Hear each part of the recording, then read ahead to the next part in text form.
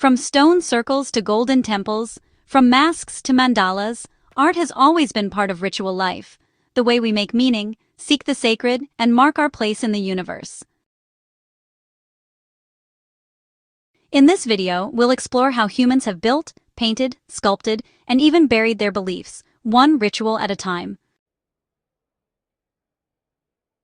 Architecture as a bridge to the sacred. Imagine waking up 4,000 years ago in ancient Britain.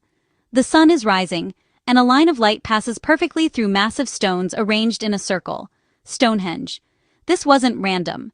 These 25-ton stones, dragged from as far as 150 miles away, were aligned with the solstice sunrise.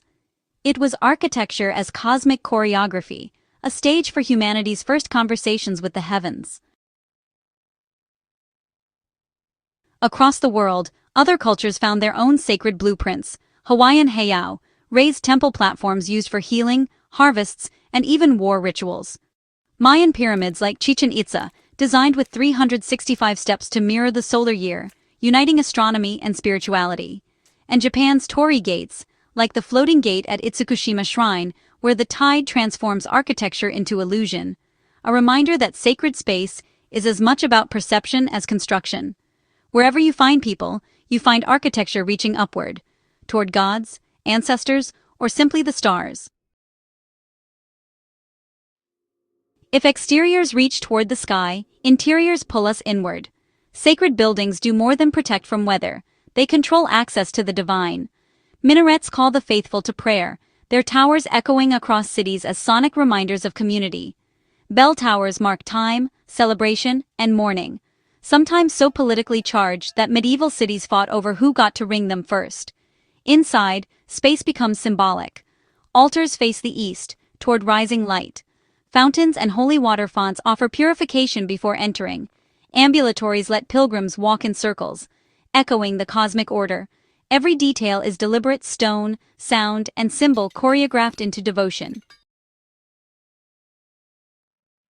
Even the simplest faiths find expression in art. The elegant Bodhisattva Guanyin from 12th century China radiates compassion, her calm face inviting quiet reflection. In France, the Virgin of Jeanne d'Evreux shows a tender, very human moment between Mary and the infant Christ. And at Vézelay Abbey, biblical scenes carved in stone transform a church doorway into a visual sermon, reminding worshippers to remain faithful, even when life tests them. Then, there are living rituals of creation. Buddhist monks painstakingly crafting sand mandalas, colorful cosmic maps that take weeks to complete, only to be swept away. Destruction becomes part of devotion, a reminder of life's impermanence. Art here isn't decoration, it's dialogue between artist, believer, and the infinite. Faith often hides in the details, in the shape of a cup, a carving on a cross, the shimmer of gold leaf on a page. Take the Jarrow crucifix from 10th century Cologne, 6 feet tall, carved with raw emotion.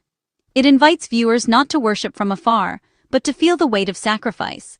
Or the chalice of Doña Urraca, made of reused antique onyx, spolia, transformed into a vessel for communion. In its design, past civilizations literally join hands with the present. The Lindau Gospels dazzle with gold and gemstones, while the Très Riche's Heure du Duc de Berry captures daily life as divine rhythm, harvests, feasts, and prayers marked by the turning of the seasons. These objects tell us, devotion isn't abstract, it's tactile. It's the feel of cold metal, the sound of a bell, the smell of incense rising like prayer. Across cultures, masks blur the line between human and spirit. In West Africa, Yoruba Egungun dancers wear layers of fabric to channel ancestors. Each spin of the costume blesses or warns the living. For the Inuit, masks help shamans confront the unseen dangers of the Arctic, spirits that embody hunger, weather, or fate. Even in Western traditions, we find echoes. Mardi Gras, where masks once let people shed their social roles before Lent, turning ritual into rebellion for one wild night. Behind every mask is a truth. That identity is fluid, and the sacred often hides behind disguise. Funerary art. No matter where or when, humans have used art to bridge life and death. The Etruscans built tumulus tombs carved into rock, decorating them with feasts and family portraits, as if death were just an invitation to the next dinner party. In Uzbekistan, the Samanid mausoleum broke Islamic tradition by building a monument over a grave, transforming architecture into devotion. In China, the Terracotta Army, over 8,000 life-sized clay soldiers, guarded Emperor Qin Shi Huang for eternity. Later, the Ming Dynasty tombs, sprawling across 25 square miles, lined their spirit paths with guardian animals carved from stone, laid out according to feng shui principles to ward off evil. Every culture builds differently, but the goal is the same: to make the invisible visible, to give death a home. Ritual, art, and the human spirit. If you strip away the differences, religion, geography, time, ritual art comes down to one question: how do we make meaning out of being human? We build altars, carve gods, dance in masks, bury our dead with care. Each act is a reminder that art isn't separate from life. It is life, reflected and ritualized. So the next time you light a candle, step into a church, or walk through a museum, look closer. You might just be standing in the middle of someone's sacred story.